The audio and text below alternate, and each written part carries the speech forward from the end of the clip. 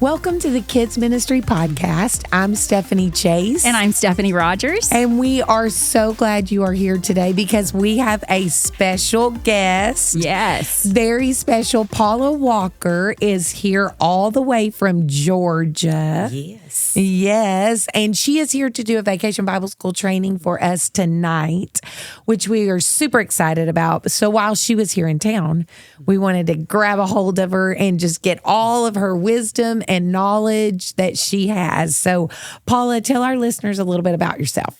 Okay, I am Paula Walker. I'm the trauma care specialist for Mission Georgia, which is the service arm of the Georgia Baptist Mission Board. That's a really fancy way of saying that I go into churches and equip them to disciple the difficult. So that's children, that's adults, that's teenagers, that's women's ministry, that's all the things, but to build relationships with people that are not quite so easy to build relationships with. And I know at our church, we don't have anybody that's Not one. difficult. Everyone sits and listens. Nobody runs out of the room. Nobody. Nothing. Nailed it. Yep. So we wanted to do this for anybody else listening because, yes. Other churches. Yes. But seriously, we know this happens all the time. Yes, we just had it happen this morning. Yeah. We had a little friend run out. And so, Paula, we really just want to pick your brain. Tell us about your family first. I love to hear about your family. Okay, so we got into this because I'm married to Scott, who's a football coach. He coached college and high school. So my first children were 18 to 23. Oh. Before we had real children.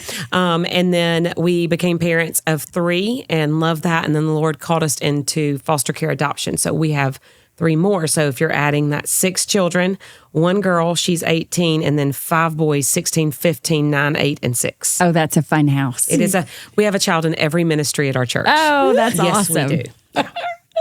I love it. That's great. Okay. So, Paula, I want us to talk through some of the things you're going to be talking about tonight during the training. And I've got some notes here on my phone, so I'm going to have my phone out. But you talked about 3 kinds of expectations that leaders can have. Yeah.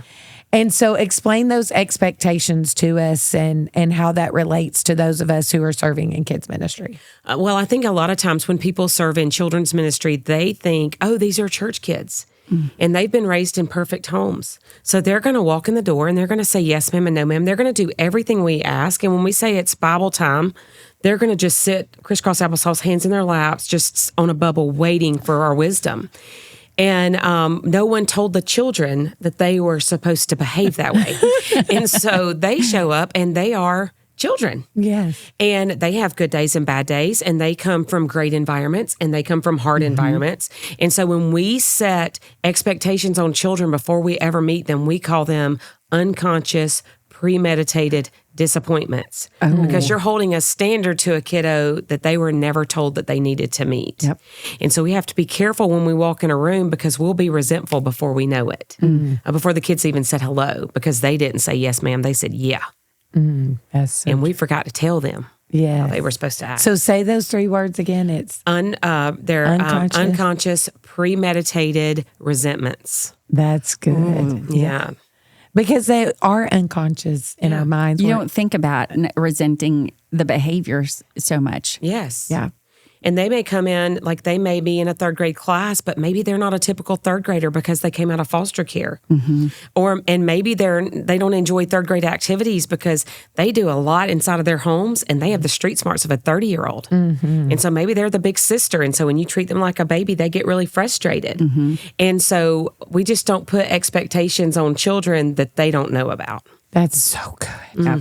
We got to That right there. We can talk an hour on that right there. Yes. But we as leaders have to manage our expectations and what we're thinking about before children even arrive. Yes. Every child is here with whoever's listening with us for a purpose, for a reason. God has brought them to us and He loves them. He does love them. And we need to love them too. Okay.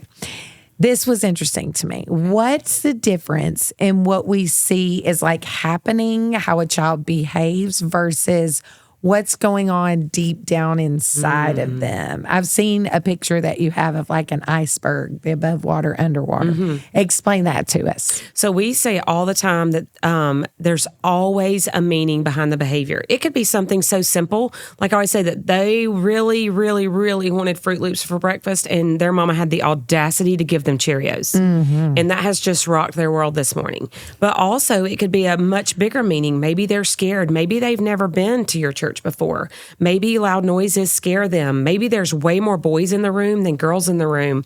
Maybe the last time someone dropped them off, their mom didn't come back to pick. It could be various and sundry reasons.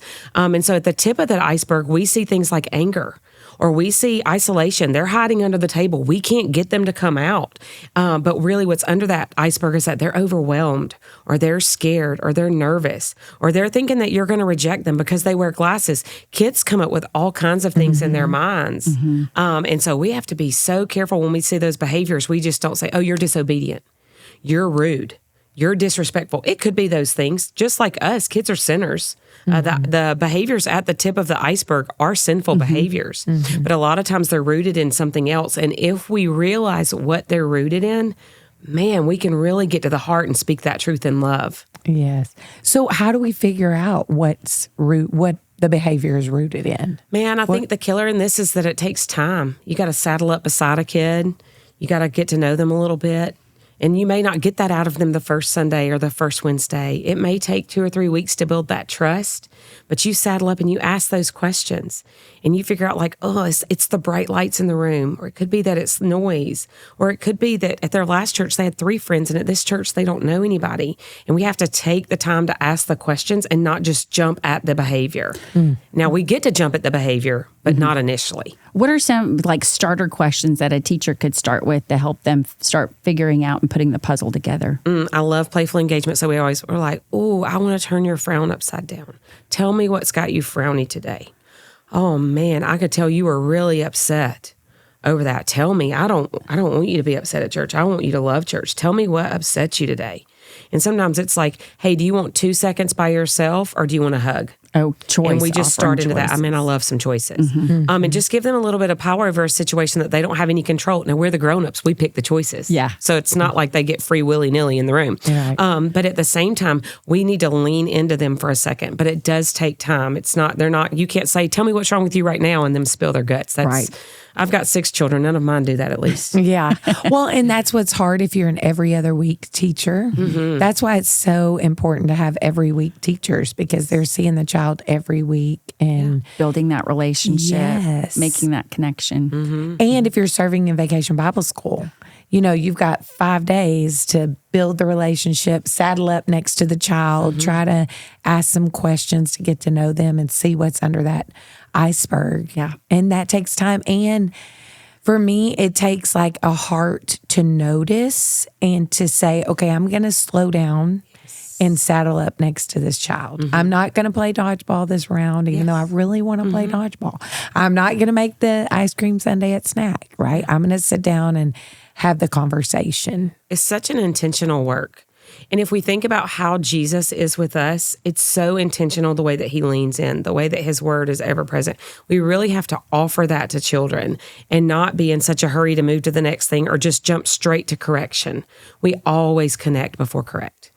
Always. good. Because if you're correcting in a vacuum, you're just a bossy old lady who's trying to tell me what to do, right? You're not a person who's after my whole heart for Christ. And so it is, but it's an intentional work. Yeah. You're like, I'm going to figure this out. Or he tells me one thing, his favorite color's red. By golly, tomorrow when he gets back to Vacation Bible School, I'm going to be like, you're not going to believe the red sunset that I saw last night. I'm going to hone in on that kid because my goal is his heart.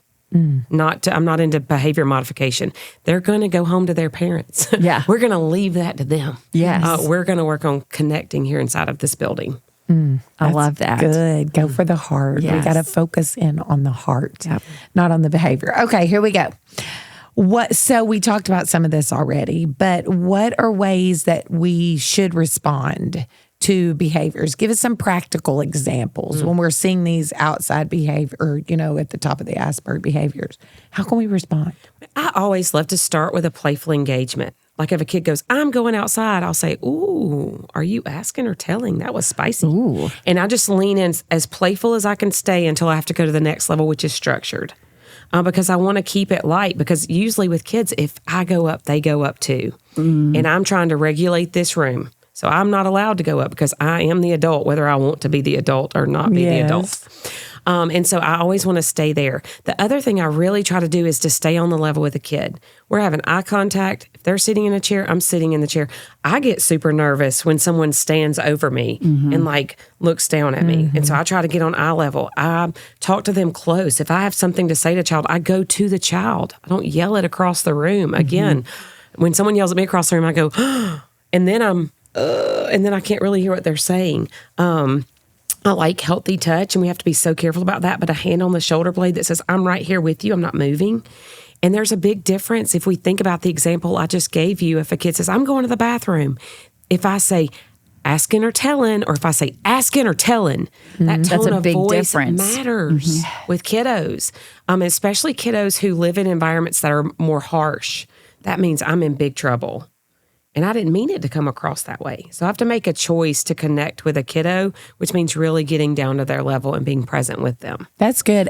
Of all the years I've been doing this, I've never used that phrase, asking or telling. Yeah. You know, and you can say it playfully because tone makes such a huge difference. It does. I love that thought that they will match you wherever you are. So my attitude is what is going to determine where they are. Yeah. That's so important to remember. It's hard to correct kids sometimes. We go in and we think we're being funny with sarcasm. Then they reply with sarcasm and it's disrespectful. And then I have to look at myself and go, what started this? Oh, it was me. Yeah. I'm the adult in the room. And so just how do we want the kid to respond? What do we want the situation to look like? And coaching it, stewarding it that direction. Yes. And that is true. We have teen leaders that help and serve in kids ministry as well. And so, you know, that's tricky for them realizing I am the adult in the room, you know, because that's new for a lot of them. But we want them to own that leadership, that you're the adult in the room, you're the leader in the room. Manage that well. Yes. Yeah. That's so important. Sure. Okay. All right. Let's ask another one. Here we go. Are we ready? Talk to us about the biblical framework for behavior responsiveness. We try to make this super easy. My friend Tara Melber came up with this framework, and we operate out of it at all times. The first one is we model it after the Trinity. So it's God the Father, God the Son, and the Holy Spirit. So God the Father is our picture of safety. Even in my psalm reading this morning, He's our refuge in times of trouble. He's our strong tower. He is our rock. And so we model safety. Now, we're not talking about locks on the doors. Those are amazing. These little sticker codes we pick kids up, man, we've got that part nailed. We're talking about psychological safety. Like, can a kid come in here with all their quirks, with all of their likes and dislikes? Is it okay at this church if you like Bluey, but you're in the 4th grade? Things like that. Are you psychologically safe here? Some of these things you guys already do. You've got the name tags on. Kids know who your volunteers are and who your volunteers aren't. But other things that we can do to offer them safety is the things I just said, to connect. To not, you know, to make sure that we're really reaching kids on the level that they're on and not treating them older or younger than they are. Some of those things are telling kids where we're going. A lot of kids don't have any control in their lives at all. I mean, there's so many kids inside of the church right now that get their groceries from a food box because they have food insecurity in their homes right now. And so to give kids some choices and give them some jobs, you have a value here, you know, and that's how God gives us value. He gives us gifts and we get to steward them. So this kid carries the backpack. This kid helps me hold the, you know, the poster when I'm teaching the Bible lesson. This kid's the line leader, but also some choices. Do you want to do this first or that? Now we have schedules. Right? So we stay on schedule, but man, we can fudge a little bit. The other thing, a lot of kids need to know the direction we're going. They need to know, when is mama coming back? So one of the ways that we offer safety is giving them like just a visual schedule. Hey, mom's coming back as soon as we get in from the playground. Yep. And then they know, so they don't have to be anxious the whole time. If they're anxious, they're probably not hearing the gospel. Then we model after Jesus. Man, He's our picture of connection, actually left heaven. Like the Word became flesh and dwelt among us. I'm not leaving heaven for anybody, but Jesus left for us. And so He walks alongside us. He sees us in our flaws and loves us anyway. And that when kids make mistakes in church, that's safe with us. man, if they're going to make mistakes, isn't this the safe place to make them? Right. Hey, buddy, I know you probably heard that word in a song. Man, it's not the best that God has for you. I love you so much, and I want you to have everything that God has, and that word's just not going to take you there. And so we correct again in love, but man, Jesus is such a good connection piece. And then probably the ultimate privilege is that we get to model the Holy Spirit in discipleship. And why God calls us into this work, I don't know, but he lets us work with him, and we get to help kids. We get to counsel kids. And my kid's least favorite question right now is, do you think that's wise? And they're like, Mama, just tell me, is that wise? And I'm like, nope, going to let you figure that one out. But we get to steward those little hearts and shape them. What does it look like to be a good friend? What does it look like to listen? What does it look like to be honest? And so we model everything we do in correction after those three things. I'm going to always be safe for a kid. They get to be them. I'm going to always connect with a kid, but I'm also always going to counsel them and help them know the truth in love. That's how we correct kiddos. Oh, that's great. A great picture. I've never heard it like that, using the Trinity. My friend Tara, she's brilliant. Yeah, sounds like it. Sounds like somebody I need to know. Yes. Okay. So we've talked about how to keep them safe. We've talked about some ways how to keep them, how to connect with kids as well. If there's anything that you would want us to just walk away from here absolutely knowing and doing. Like if at Champion Forest, there was one thing that every leader at Champion Forest would do, would put into place, what would you recommend for us? I have to live on, we sacrifice everything on the altar of connection because that's what Jesus did for us. And we have a statement that connection builds trust and trust builds relational safety. And it's inside of relational safety that you have gospel conversations. And so if our heart truly is the gospel, it truly is, we're going to stop at nothing until all have seen and heard. Then we have to connect with people, even the most difficult people. So we choose, when we're working in kids ministry, we lean into the difficult, not out. Because isn't that what Jesus did? Yes. If Jesus didn't lean into the difficult, he never would have come down here and dealt with mosquitoes and snakes. I mean, he didn't even have anywhere to lay his head.